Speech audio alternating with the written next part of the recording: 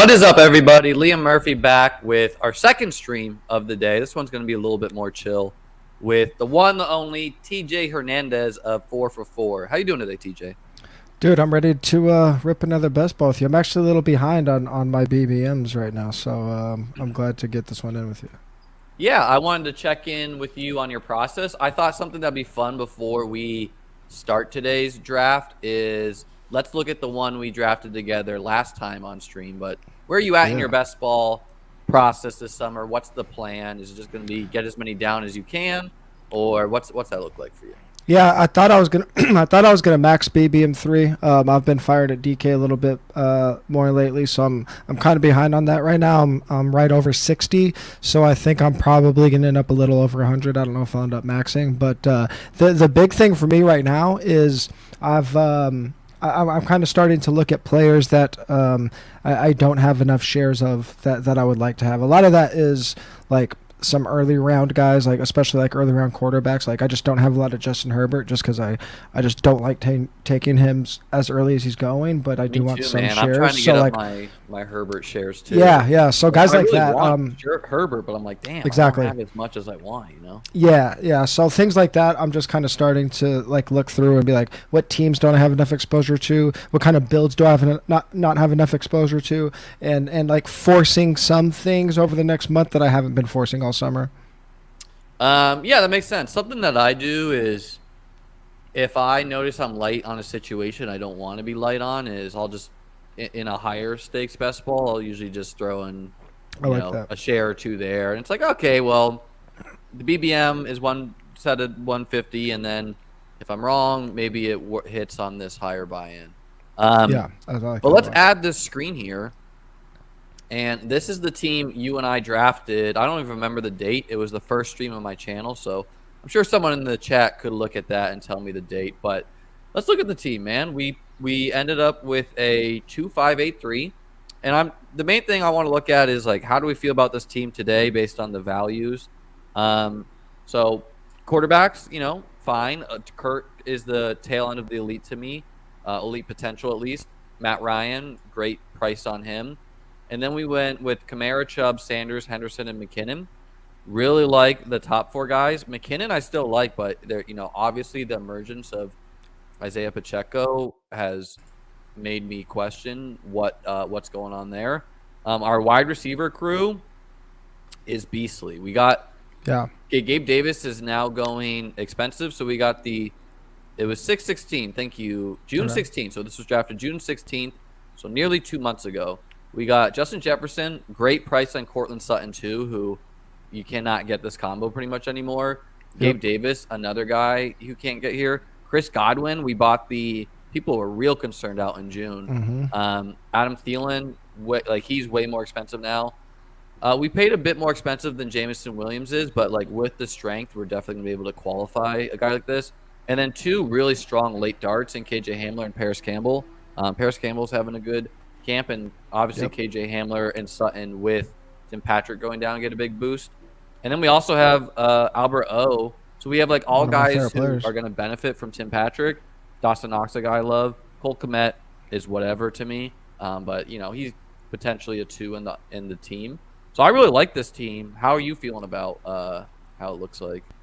I would say this team is very typical to what I've been drafting, aside from quarterback. This is probably later than I would say 95% of my QB1s. I've been pretty aggressively targeting.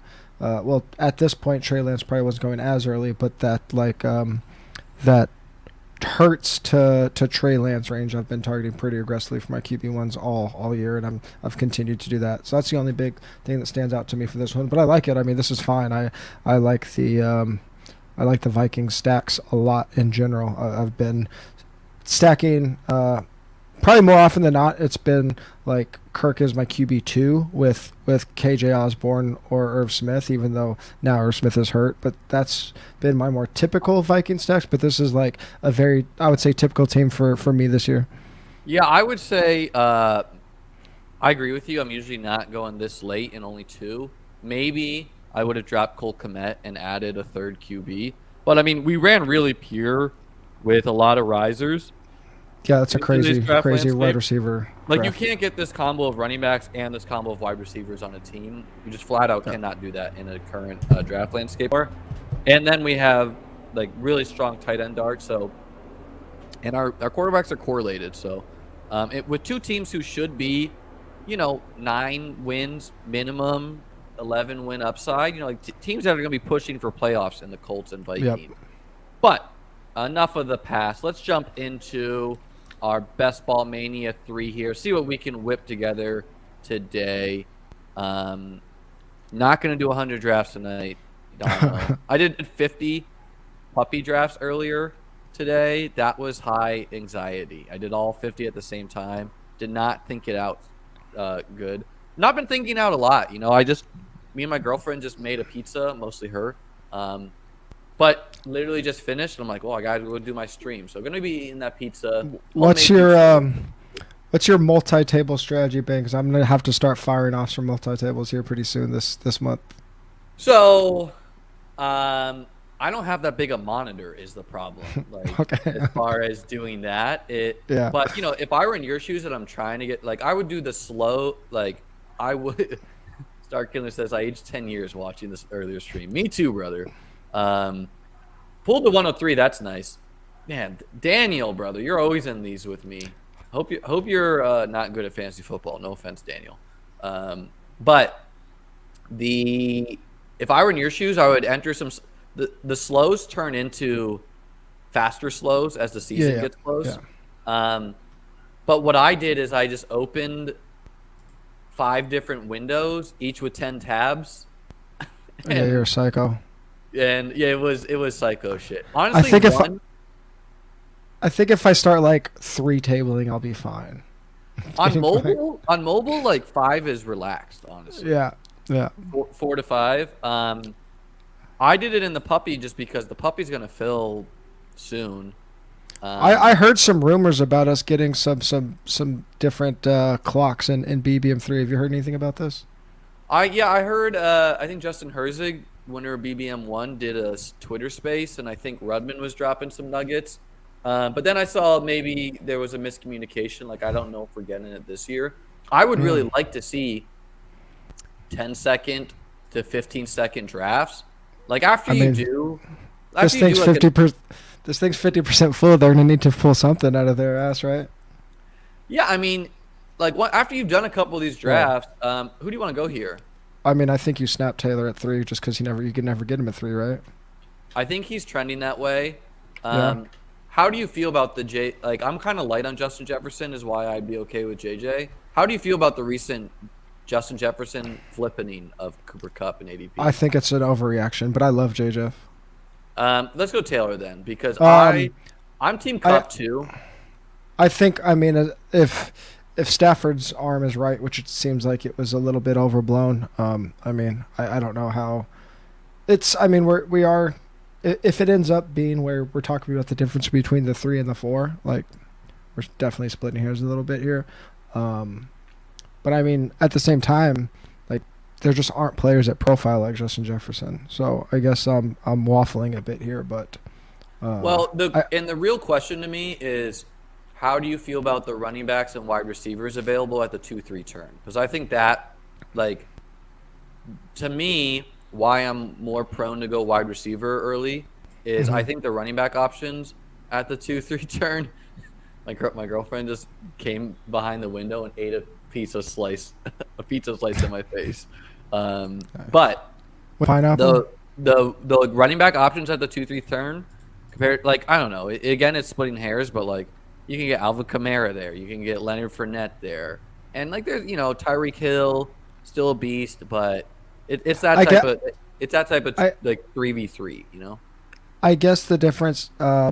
It kind of depends on how willing you are to start running back, and which I have done quite a bit. So I'm not super opposed to that. And because I'm drafting so many wide receivers in rounds 3 through 7, that I just haven't felt the need to force a wide receiver at any point in makes sense. The first round. Yeah, and on half point PPR, we should be getting some of these running backs. If you wanted to, I looked at my draft board for my winning team last year. we could try to do roughly what I did there, which is running back, wide receiver, quarterback, wide receiver. I mean, that sounds like half my drafts or more. Yeah, and then I'd have to look at how the other picks played out, and then I think I got another running back in round 8. But to your point, I mean I have been like Kamara, Javonte, Lenny, Chubb, like those guys are amazing right there. Yeah, we had your fellow website man, maybe that's Mate. yeah, website mate. There we go. Daglon had a great chat Yeah, I with saw him, that. man. Really enjoyed hearing his start in the industry. Maybe you wanted to share a little bit about your start after we make 2 picks here. Who are you feeling here? I like Andrews. I like AJ Brown. I'm cool with the running backs. I haven't got a lot of Andrews at this point. I actually like the build. I like going Andrews here. Okay, it put some stress on our other positions, but like, yeah, I mean, earlier in the season, or like he started here, and then he Yep. went here, and now Exactly. he's going back Yep. here. Yep. Exactly. Which you're gonna see with players, you know. Yeah. So okay, let's see how it goes. Let's make one more pick, and then maybe you could tell the people a little bit about your journey through life to become fantasy football. Yeah, for sure. Analyst. I've actually, you know what? Actually, over the past like 2 to 3 weeks, I've actually been hammering Pittman here lately. Even Yeah, though Pittman is a we guy. already have JT, but still, just in general. He's a guy I am light on. So let's grab. I'm cool with Pittman. You want to grab him? Whew. Do you like him with JT? I don't like it for week 17. Yeah, I don't So either. I kind of like I kind of like Javonte here. All right, Javonte let's or do T. Javonte. I like Javonte. Okay. I'm not afraid of Melvin Gordon at all. And Well, uh, Melvin Gordon's dealing with like what was it, a foot now? All of a sudden. yeah, recent. You know, he could go. You know, and yeah, like I like these wideouts too. But Pittman, like honestly, this whole tier of Pittman, Mike Williams, DJ Moore, Waddle, Terry McLaurin, like I just feel they're getting pulled up into this area of the draft where, look, I like Pittman. He could have a big year. You could get drafts earlier where he would go in round 6. That's true. Yeah. I do think there is more target competition for Pittman this year. Like I know there's a recent report that people are dropping balls other than him, and he's been a beast. But you know, Paris Campbell, if healthy, is legit. Alec Pierce is a freak. You know, so I don't know. But how about you tell us a little bit about your start, and you don't have to go too long. Yeah. If you don't want to. So I came from a poker background, online poker background, and when that when Poker Stars and FanDuel got shut down, I kind of had a gap in my gambling life, and I don't know, maybe coincidentally or not, daily fantasy, that's when it started to sprout back in the draft day days and Star Street days, and a couple guys that I knew from poker started getting into it pretty heavily, and because I had my poker background, I realized very early that there was going to be this need for content. So even though I wasn't necessarily the best DFS player, which nobody was because it was so new, I knew that we would need that. So I kind of started playing DFS as much as possible and writing about it on my own. There was a very small DFS site that was attached to a horse betting site. That was like their whole customer base were these guys betting on horses online. So I went in there and I basically bought up the lobby every single week and like probably kind of killed their business for them in retrospect, but I did really well, and a dude that I knew from poker noticed, and he happened to know Ryan Hodge and Dave Lochran, who were running their own website at the time, and they needed a writer. And it all snowballed from there. I had obviously known about redraft. It had played quite a bit, so started writing both DFS and redraft for free at the time. I was bartending, coming home. What year is this? 2000. I started DFS probably 2012. I started writing on my own in 2013. I don't even know if it was for fun. I had a pretty good idea that content would become a thing at some point. and I think I got my first paid writing gig in 2014. I was probably making, I don't know, $20 an article or something like that. And basically that snowballed into what it is now. So I think I was just lucky. It's always kind of a combination of right place, right time, and luckily creating your own luck in a sense. So I happen to have you put in the hours. You were grinding. Self-writing background. Yeah, so I was lucky enough that some of these jobs did finally start to pop up. But yeah, I was doing it alongside managing bars and bartending until just a few years ago. Still. Wow. And when did you start with 4 for 4? I think my first writing gig in 4 for 4 was in 2015, and Nice. then I went full time with them in 2017. That's great, man. I like to What are we hear. looking at It's here? it's cool to hear people's, because I'm newer to Twitter, and I'm sure anyone who's younger than me, I'm 29, like they have no idea the background of half the people. You just see people in the industry, and you think they've always been there. So I'm cool with Brees if we want to go hyper fragile. I'm cool with Lamar if we want to stack him. I'm cool with Juju, and I think Lamar would make it back to us.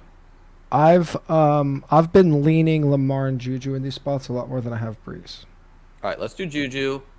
And That's actually another player I need to up my shares on is Juju. I went so heavy on the cheap Chiefs guys early in the year that I'm starting to up my I was Juju gonna shares. say these people are not incentivized to take him, but good for you, Daniel, getting a laugh on the stream. Juju is a guy I have a lot of shares of in this range, but I still want to get shares of the Chiefs. It's nice here, and with Lamar being taken, and wow, Godwin and Michael Thomas. So this draft is really trying to starve us at wide receiver or something. I don't really know. I mean, I don't know what this guy's doing, dude. I guess he just didn't get Josh Allen, is what happened there. Who do you want to do here? Do you have a prep? Do you want to go Bateman and go a super stack again? Week 7, we don't have Lamar actually. I'm cool with Kittle and doing double elite tight end. Ooh, I haven't done that once all year, so Do you want to? it could be fun. Okay, I'm not hearing a no. So we are going to probably do 4 to 5 running backs. We're done at tight end. We're going to go volume at wide receiver with the Juju. I was going to say, yeah. And yeah, I mean, honestly, I think the ADPs of Kittle and Waller are just wrong. Like they are drawing extremely live to score equal, if not more points than the wide receivers in this range, and you can play them at tight end. I really kind of like the Kittle pairing with another elite-esque guy too, because like the way Andrews and Kittle score points are not necessarily the same, where Kittle's points can come like 40 points, 0, 40 points. I think that's how they will come. It's very likely they come that way. Andrews allows us to at least minimum 15-ish points, 10 to 15 every single week. His spike weeks will be there too. But Kittle, like, I don't know, man. Kittle's spikes have just been insane in the past. I will say the Juju, we didn't talk about it, but the Juju Javante is nice week 17. Yeah. So we have some questions in the chat. Thoughts on Stevenson? You really want us to answer this one. Because I think the recent blurb was like Damian Harris might get traded. I don't know, man. I think people kind of jumped the ship a little bit there. Like, I like Ramondre. I had 25% last year. Damian helped me win, but I'm just not sure. Like, I think the Patriots are probably going to have to pass a little bit more this year. They're doing this weird – I hate when coaches do this, where they change their blocking scheme from what worked to what fits the current coach. They're changing to zone blocking, which does not really fit the power runners. And, a running back on a good but not great team is not going to break fantasy football. So I think Stevenson can be good. I just don't see him absorbing all of the passing work. I'm not convinced James White is out of the league either. Like, it also feels like a lot of people are chasing their tails on Ramondre now, because he was a great pick when he was going 19 picks after Damian Harris, and now he's going 3 picks ahead of him, right? And I know the news has changed, and I know camp has changed, but like, we're still playing on a site, a half PPR site, where we're chasing touchdowns. And the dude And just scored like 15. exactly right. So like we're chasing Ramondre's pass catching role, which has been great for the Patriots, and sure he might get some first and second down work. So I've flipped where now I've been taking Harris more than Stevenson. Like it's one of the it's one of the advantages of drafting all summer, right? Is that we can notice these things very quickly, and Especially when you're fortunate and a player falls that you weren't taking. Like I wasn't taking Damian when he was in the 80s, but now I want to get some shares. I was really hoping Trey was going to make it back to us. I can't believe he's going so early. Yeah, I mean, I just have a lot of shares in the hundreds, so I still want Trey, but I'm not gonna force it. And like I really like Elijah Mitchell. Are you cool with that? And I know it's really stressing our wide receiver crew. I like Elijah and AJ here, and I mean this wide receiver crew. It's just like we're gonna go as light as we can at the other positions. Yeah. I like AJ Dillon too. He's more contingent value than Elijah, where Elijah maybe is not going to have quite the role he did last year. But to me, we're talking about players that are better in best ball. Like MVS at the wide receiver position, Elijah Mitchell at the running back position, where it's a guy who, like the younger Raheem Mostert, recent camp buzz has been good for him too, and bad about Tyrion Davis-Price. I mean, I know Trey Sermon's still there and shit, but like they're running him for preseason games. So I rarely build teams this way, and I wanted to ask you because I know you are someone that gets into data a lot. What's your thoughts on the double elite tight end, and then I'll share my thoughts. I haven't seen a data point that points to it being real quick. Let's just make our pick between these two guys. Oof. Kadarius Toney's profile is just like super breakout. Devontae's is too, but I think on this team, we need smash wide receivers to make this team work. On most of my builds, I would have went Devontae there. Like Devontae would have been my, wide receiver 3+ or even 4+. But here, I think Toney makes a little more sense. Well, so here's the way I thought about it between Devonta and Kadarius. Like earlier in the season, I was just clicking Devonta. No thought, and then I could get Kadarius in round 10, and then it was kind of like sticker shock to see them priced the same after a player's risen that you have a lot of cheaper shares on. But then the more I thought about it, it's like, okay, maybe Devonta is like the 3 in his offense, and Toney is the 1. So it's not saying that maybe Devonta's the 2, whatever. It really depends on the Dallas Goedert and AJ Brown stuff, but I don't know, man. Kadarius. No, and I mean, as the wide receiver too, I think Kadarius makes way more sense. I've just been buying the Eagles like crazy, but here I think leading that way makes more sense. But to answer your question about the tight ends, and again, this is not even just underdog data, but historical best ball data. I haven't seen anything that points to hammer tight end or double elite tight end or whatever we want to call it having any data point that shows it being profitable, whether it be in just a typical advance or win rate or in a final round win rate. But I mean, they are players that can just. I mean, they could still fill your flex and they could score a lot of points. And if not a lot of people are going to do it, like we have to do something different. But it's not something I've done. Yeah, I mean, if we talk about the public, I did a double elite tight end with Dwayne McFarland, and a guy in the YouTube chat was like my YouTube comments was like, "You idiot," blah blah blah. But here's how I think about double elite tight end. We have to acknowledge any historical data is pretty fragile if we're studying historical data for a couple of reasons. The draft landscape changes year over year. Like, I think the draft landscape's getting way sharper now. B, what is quote-unquote good comes down to who scores points in individual NFL weeks, which is extremely high variance. So if 2 tight ends score 40 points, like in week 17 and they're elite, well, then that was the profitable strategy. But the way I more think about it is it's one of the easiest ways to not only get to the finals, but also to get in an elite tight end that is low owned.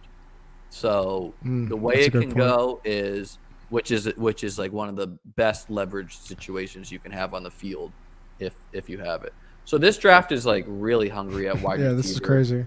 And we might just scoop these running backs and just make it work because they're going to need to get the running back. So we have to think about they want us to start reaching for wide receivers.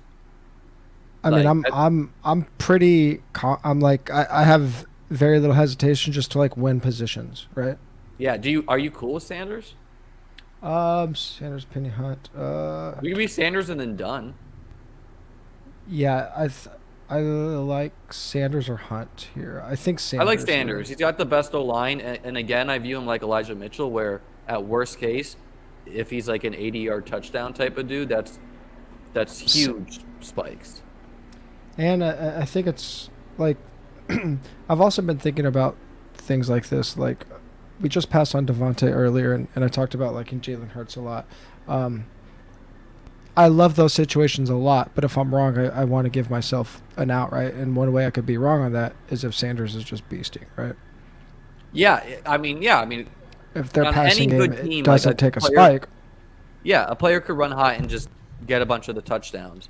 And I mean, with this draft, like trying to force our hand to start, like I don't usually like to capitulate and be like, okay, I'm gonna reach 10 rounds on wide receiver.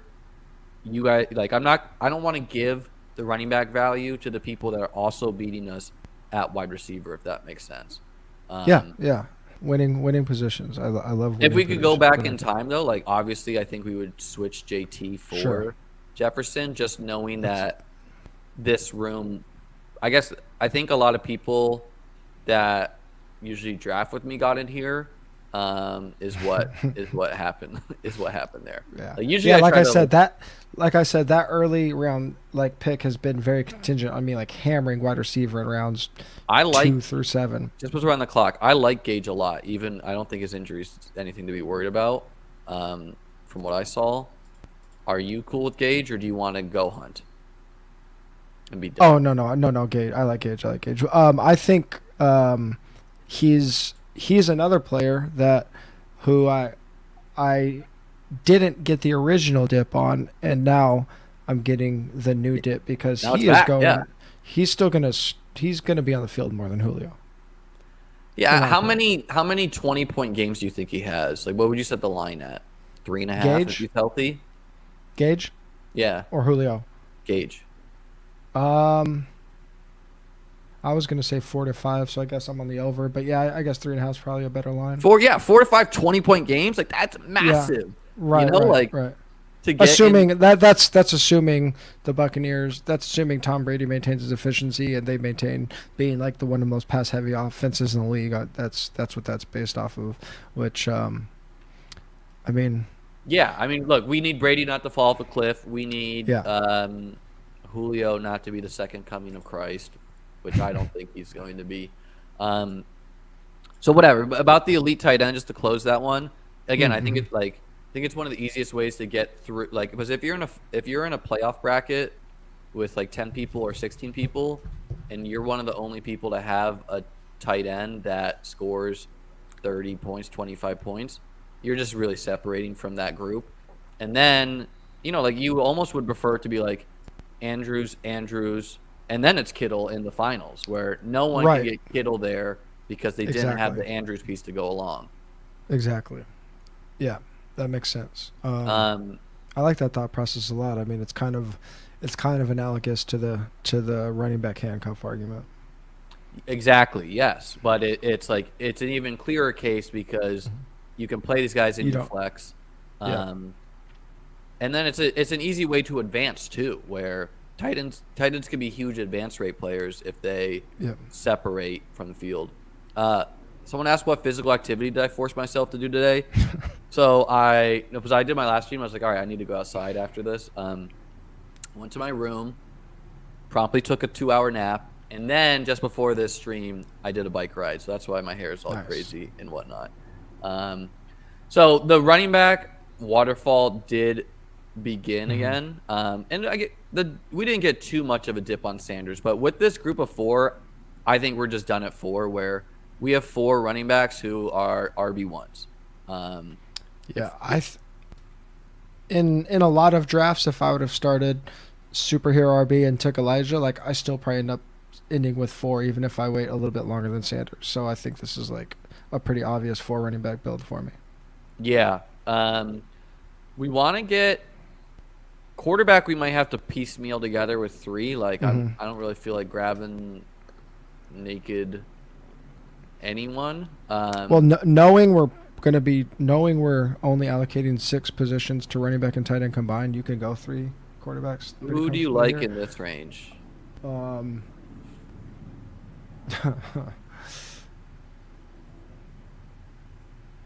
Just some names on the probably Tolbert. Tolbert. Yeah. There was like a recent little camp news that was a little negative on him, but whatever. Let's get a rookie. He's going to be there. Who's going to start over him in It was like in the offense that was 6 in EPA in passing last year. Like it's him, Schultz. Like there's no one else to throw to after him, Schultz and Lamb at this point. I he's agree with you. I think field. he's getting too expensive at this cost compared to where he was. But there was like a recent report buzz about whoever the other guys are, Brown and Fikoko or something. I mean, he is getting more expensive, but it's one of those moves that is warranted, right? Like he lost a whole player of competition, so it's not like I don't know who else has been getting steamed just for a random camp player, but like it's warranted. He's in a different situation than he was a month ago. Do you have a feeling between these guys? I love Palmer. Yeah, where are you at on Galladay? I'm cold on him. I haven't been picking him at all. I haven't either, and same with Palmer. Like I'm just not usually getting, because I start a lot of teams 0 RB. Like this is usually a range I'm getting other positions, but had a ton of Palmer last year. Had a lot of Galladay. When you say a lot of 0 RB, what do you call a lot? I don't know, quite a bit of teams. It's hard to go through. But the like Galladay, I mean, I kind of start wanting to get some shares on him just because I've been cold. Like I don't know, he just seems like a bad fit for Daniel Jones. Palmer, I had a shitload last year, and just want to get more. It's just again, I guess it's just like Jalen Tolbert, Josh Palmer, they go right just a couple rounds after like these guys, where it's like a bit of a tear break for me, but they're fun darts, Yeah. Especially Palmer, where like again contingent. Like I think on this team, it's smart to take some contingent upside guys, which we have massively with Gage, Palmer. I just have like the reason I like those guys in this situation and really in all situations is we are kind of cornered into players we're drafting, or at least positions we're drafting now. And I hate taking like a Devontae Parker because I need points in my starting lineup. Like I just hate wasting picks with guys like that who I just don't think are going to have these massive spike weeks or even spike years. Where like a Tolbert, I mean, you could tell a ton of stories where his spike weeks are just insane compared to a Devontae Parker's. Yeah, that's fair to me. Couple people are repeatedly asking questions I'm missing. First off, highlight Tolan. Tolan is my friend. He's in the fantasy football league that I manage. Just got him up and running Underdog. Maybe I'll have some of the guys I commission the league with up on the channel. Robert, I don't really know what you're talking about. We're mid-draft, so not going to be reviewing that. Blaine keeps on asking about the Chiefs running back room. Have at it, TJ. What's your thoughts? I mean, I was hammering CEH before they signed McKinnon, and like you said, now that they got a 4th running back in the mix, I haven't been touching the backfield at all. A lot of my shares were CEH.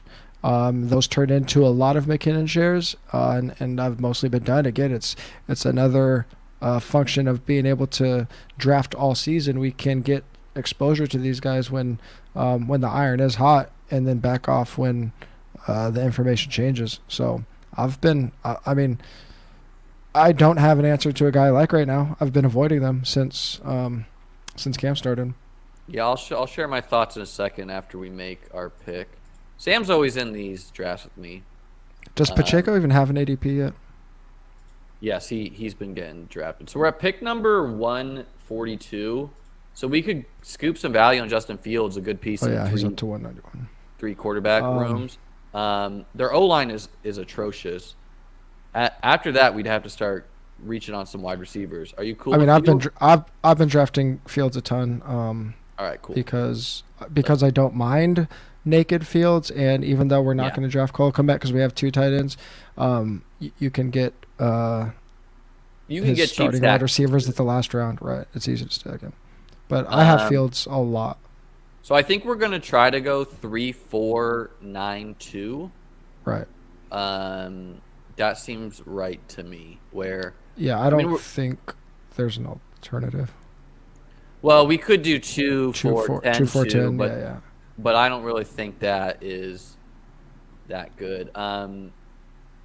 Compared I to don't think I've had a team where I've started. Maybe I've done it with like if I've went like Fields, Trevor Lawrence back to back, but I don't think I've had a team where I've started quarterback this late and went two QB. I'll I give don't my think.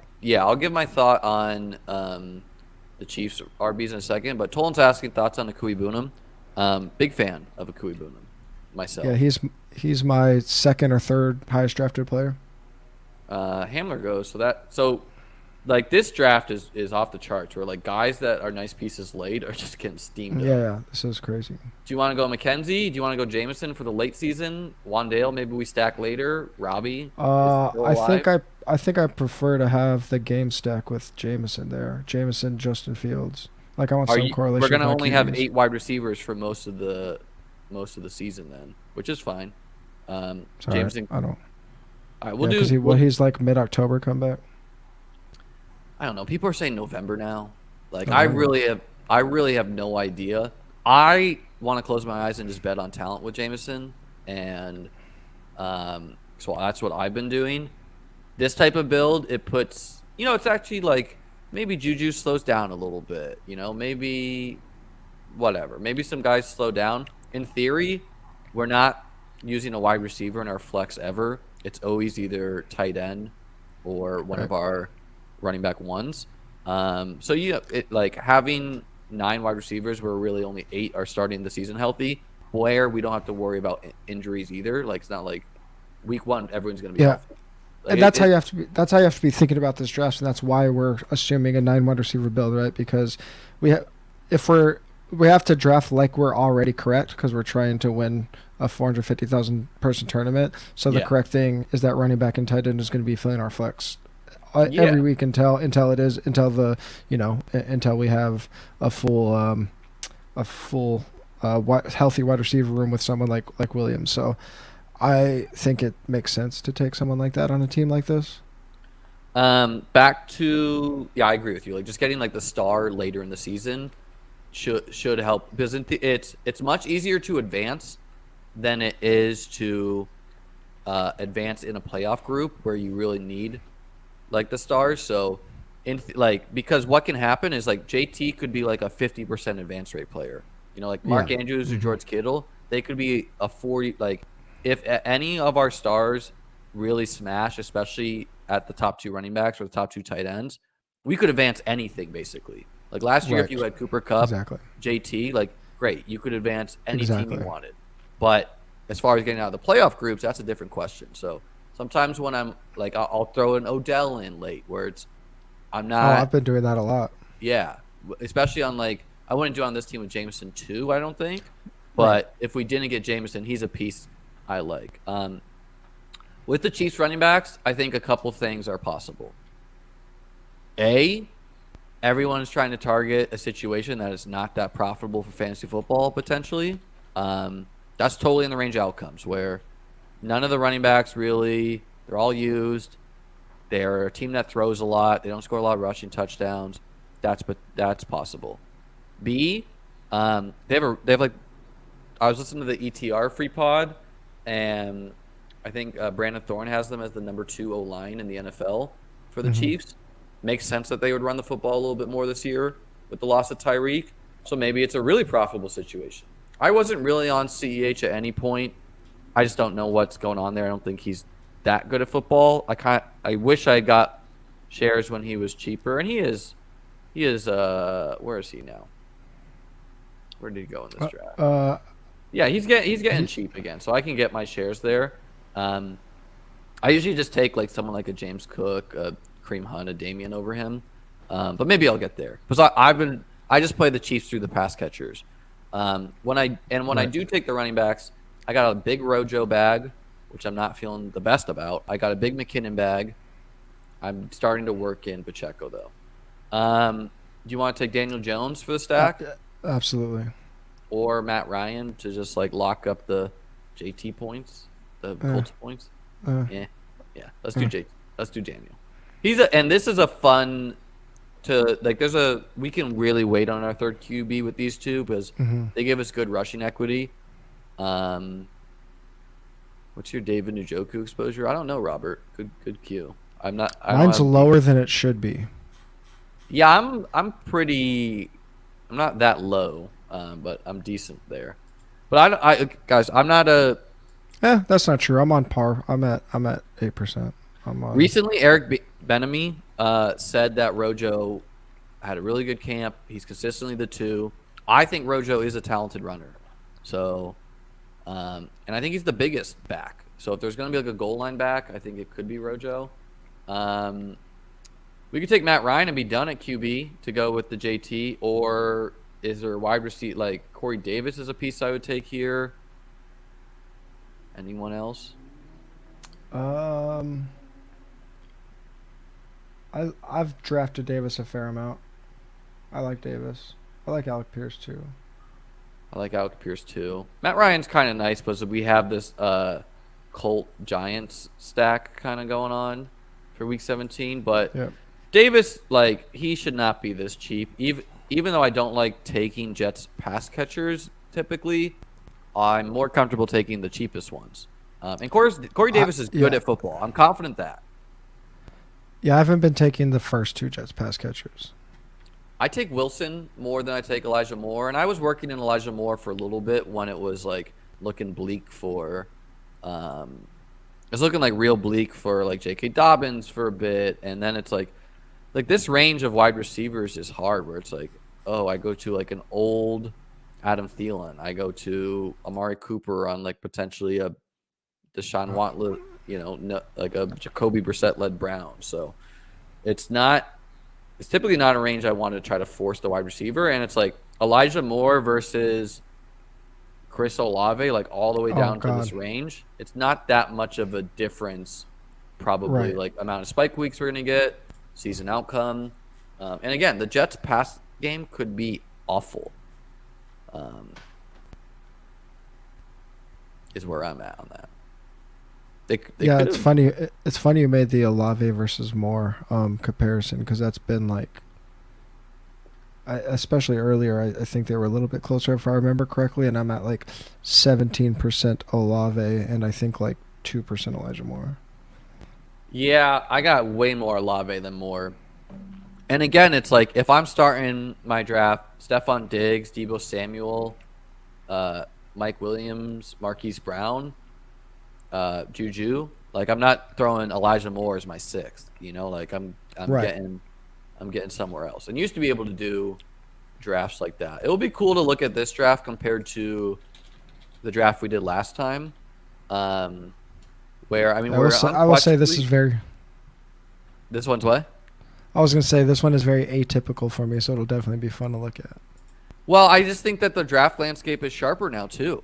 Like think back to that team. Like we'll look at the draft board compared to our team there, and just as like we got Gabe Davis together on a team with Cortland Sutton, with 2 stud running backs, with Justin Jefferson. Like we just have players that are now valued as with Chris Godwin. Like we have 1, 2, 3, 4, 5, 6 players that go in round 4 or better, which you just can't do in today's game. It's pretty wild. So of course this team's gonna, and I'm trying to think through how to adjust to that. Like, does it mean that you should draft wide receivers earlier now? Does it mean you should draft running backs earlier? I'm lenient to say that it means that 0 RB, if you've been drafting the whole offseason, is a little bit better at this point in the offseason just because a lot of the running backs got pushed down. Yeah, I don't know if it's because, like, before we got on the stream, I know we have a pick coming up, so cut me off at any time. But before the stream, we were talking about me doing a lot more DK recently, and it is full PPR there, but I have found myself doing way more 0 RB on DK in the last like week or two than I had been all off season, and I think it's probably a function of what you're talking about. Also, the format's different, but I think I'm cool on waiting on QB here if you want to hit 2 wide receivers. I got a guy. We can get a quarterback that we like unless you love Tannehill. I definitely do not love Tannehill. I've been drafting a lot of. Let me see, where am I at right now? 3 seconds. I like Curtis Samuel with this pick. I was looking at the other picks. I've been drafting a lot of Odell in What this. the hell? Why did auto? Oh, turn it off. Oh yeah, if you auto twice, it turns you back on now. Yeah, but I had players in my queue that overrode. Oh, it didn't give you your.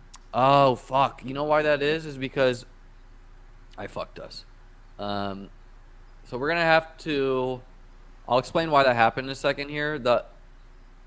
I didn't know that it would override my queue, but before I did my puppy draft, I set my positional limits at 2, 6, 7, 3. Oh. Just because I knew I was gonna. Okay, well we just have to like take a wide out here. Yeah. Damn it, that sucks. But whatever. All right, we're heavy at RB. We got the perils of drafting 50 teams at once. Yeah, so what happened there, if anyone's confused, is I set my positional limits to 2, 6, 7, 3 because I knew I was going to try to because I was doing 50. I was just going to try to start every draft with wide receiver and just let it auto my running backs and tight ends and shit. And I didn't realize I just forgot about that, and I didn't realize that it would override my queue. So whatever, we got to handcuff Mitchell. That's Tyrion can be a late season hammer way after ADP. All right. The real question is, how do we adapt? I think we drop the third quarterback. Yeah, I think so too. Okay. Well, we'll see what happens there. Like there was guys I was gonna say why I didn't want to go quarterback here is we could have taken Carson Wentz. We could have taken Marcus Mariota. Like there's quarterbacks that would have worked with our team there. Did Will Fuller go? Oh, he went in the last round. Yeah. Yeah. So what I was getting, when I didn't realize that was going to happen is usually I had been taking Odell in that spot like very frequently, but because of our team and because we already have Jameson Williams, it would have been tough. But on a lot of my typical drafts, I had been taking like an Odell or Will Fuller there. And I usually try to auto my picks with the queue when I'm streaming, just so we can talk it out. But all right, man, we really need Justin Fields and Daniel Jones to ping pong points. Is the thinking about it, I just don't. Again, for advanced purposes, it is fine actually to have 2 weak quarterbacks, but again, we just need JT Williams. Like we need our skill position players to be crazy high advance rate players. But honestly, I think we'll see who gets back to us at wide receiver and quarterback, and I think we'll go wide receiver, but I wouldn't hate quarterback either. We only need 3 of 8 guys, 3 of 7 to begin the season is a little tough. But we have some veterans that could slow down, you know. Do we still have I don't mind a naked Justin Fields, but I've also been pairing him with Velus Jones quite a bit. Did you see Velus is fine. I like Tyquan more than Velus. I think David Bell is getting too cheap. Randall Cobb could be a guy that's just on the field and helps us advance. I like me some Quez Watkins too. Ooh, I forgot about Quez. And then Wentz obviously stacks with our team. Mm-hmm. So I'll let you choose the name out of this group. You saw what the Bears did with their like shenanigans listing St. Brown as the 2 or whatever. Yeah. Yeah, we're not. I don't think we're believers in that. We have 8 wide receivers right now. We have 8, and I will not auto this pick. I need to make this pick. We have a 2-5-8-2. I mean, we have 2 mobile quarterbacks. Is the Right. positive thing about that? I like 15 Chicago seconds. stat. So I like Velas. all right, Velas it is. Didn't need to sell me twice. So 2-5-9-2. We're pushing it at QB. It doesn't feel as comfortable, but comfort doesn't win championships. You gotta stress yourself a little bit there. And honestly, I like the team. Like I would have preferred not to have Tyrion. But maybe Yeah. maybe we sneak in a low owned Eliza Mitchell. It's not out of that. Let's name this one so I know who to split this money with. And then let's real quick I'm gonna stop sharing this. I'm gonna share my whole screen, and I want to just look just to compare that earlier team because it is beastly in my opinion.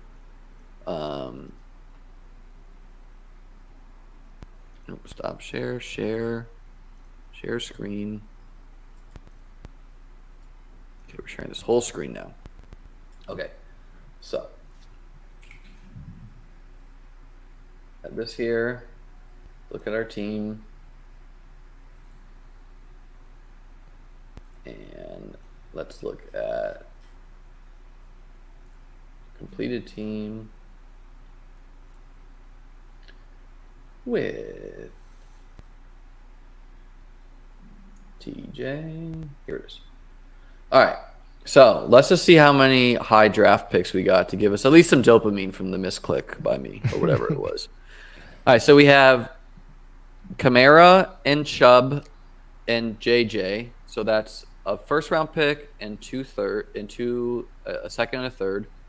And then our wide receivers, we have Sutton, so another third pick, usually goes later. Sutton's another third. Davis is another fourth.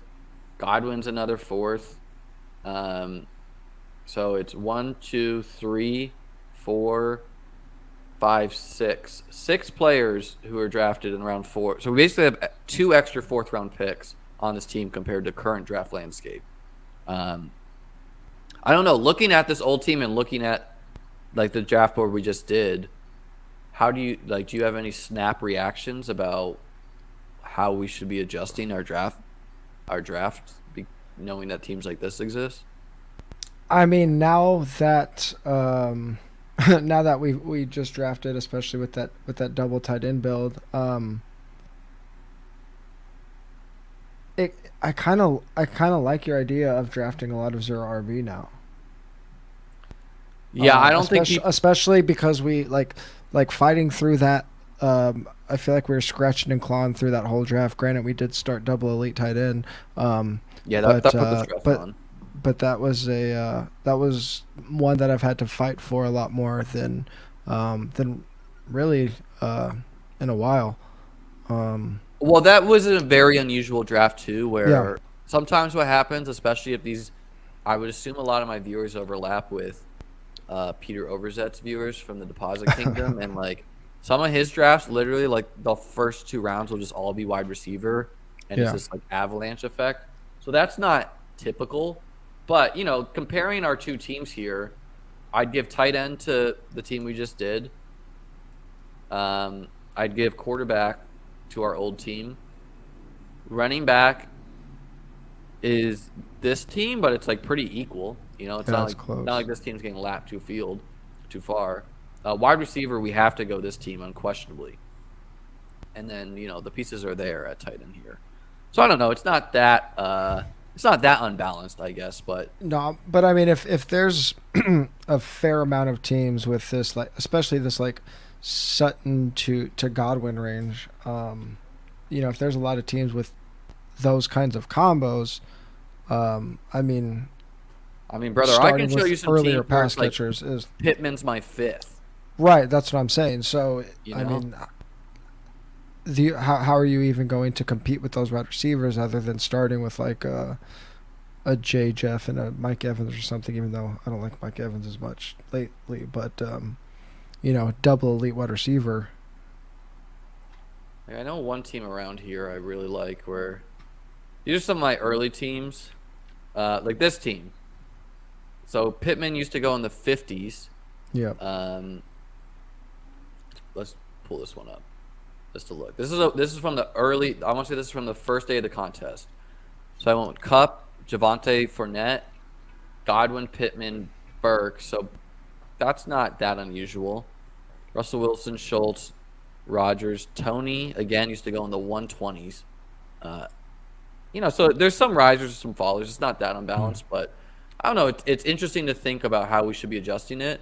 I would say though that like we don't have to stress ourselves too much about like competing with the old teams because A, only 2 out of 12 of those will advance. B, Sure.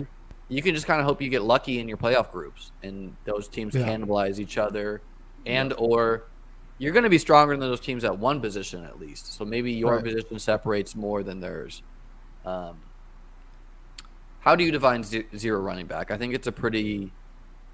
We start taking running backs in the 6th round. Yeah, like no running backs until the 6th or even longer sometimes.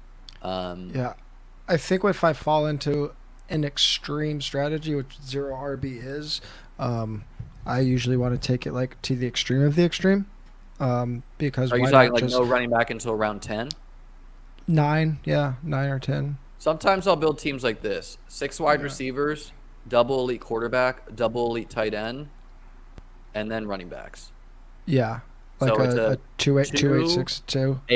8-6-2. Almost all of my, and I haven't done it a ton. I think only 10% of my team is zero RB, but I think How are you tracking that? Manually. Okay. Just at the end of every draft, I just have like every draft strategy, and I just click it into the spreadsheet. Cool. But almost all of my zero RB teams have been 2-7-7-2. Yeah, I So built at a least lot that way I think too. yeah, I think people aren't drafting enough running backs when they do go zero RB. That's my takeaway from my failures last year in zero RB, where I was building like I would start 6 wide receivers and end up with 9. That's just wrong on Underdog. I think so too. All right, man. Well, hey, don't want to take too much more of your time. How about you tell the people what you got coming down the pipeline and content streets and what you got going on? Yeah, man, I'm still hammering these best balls pretty hard through the first of the year. So still talking about those over on 4for4.com. Also transitioning a lot of my attention to DFS. FanDuel salaries just came out yesterday. DraftKings came out last week. So we've been, myself and John Daigle, we started the DFS MVP podcast back up this month, where we're just looking at a bunch of high-level DFS concepts every single week before we get into week 1. So subscribe to DFS MVP if you haven't checked that out yet as well.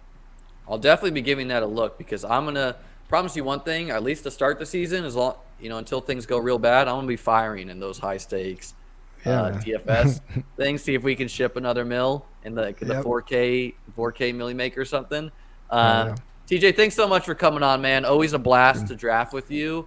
Absolutely. And make sure you guys check out 4for4. A lot of great content over there.